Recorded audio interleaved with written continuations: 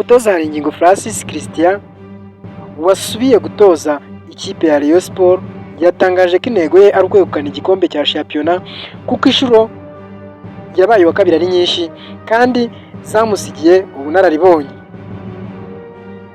Uyu mutoza rero yabigarutseho mu kiganiro n'itangazamakuru cyabaye asoje imyitozo yo kuri uyu wa mbere muri iyi kipe yambara ubururu n'umweru ikunzwe n'abantu benshi mu Rwanda.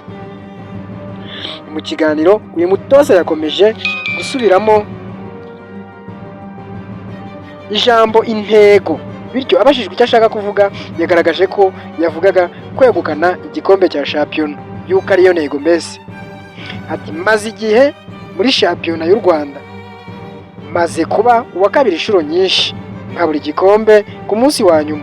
Ibyo byose rero ni ubunararibonye.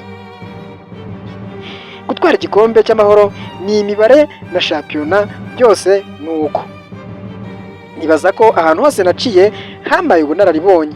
Ubu rero ni ugukora cyane tukareba ko twazagera ku ntego yacu. Haringingo kandi yavuze ko impamvu yahisemo kuzungirizwa na Dusenge Sasha ari uko Rayon Sport koko yayinyuzemo, aho bigiye bagiye ubusanzwe basanzwe bahazi aho bagiye.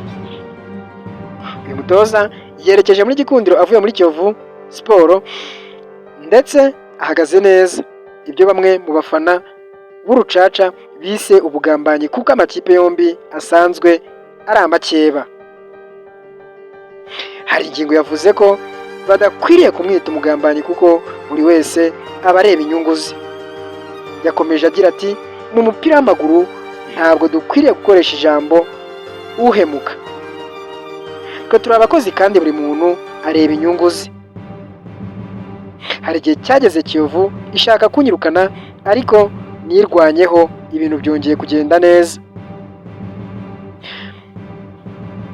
Navuga ko ari umupira kandi bibaho, ibyo nabyo sinabitindaho.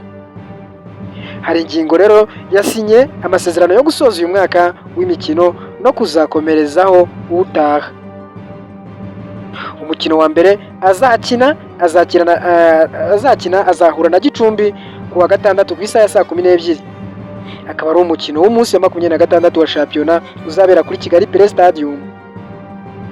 Kugeza ubu Gikundiro iri ku mwanya wa 4 n'amanota 42. Haringingo rero yifuza guhesha Rayon Sport ibikombe bya shampiyona ndetse n'ibindi bikombe byose bikinirwa mu Rwanda. Haringingo yavuze ko abayovu badakwiriye kumwita umugambanyi kuko buri wese aba areba inyungu ze. None se wowe wakurikiye dosiye ya Haringingo Francis, Rayon Sport ndetse na Kiyovu ubibona ute? Haringingo Francis Christian bakunda kwita Mbaya, uyu Murundi uzi shampiyona y'u Rwanda uyimenyereye, wowe ubona yuko ari ukwiriye kuza gutoza Rayon Sport? Ese ubona ko azakorana amateka nayo? Urire muri comment umbwire nawe uko ubyumva.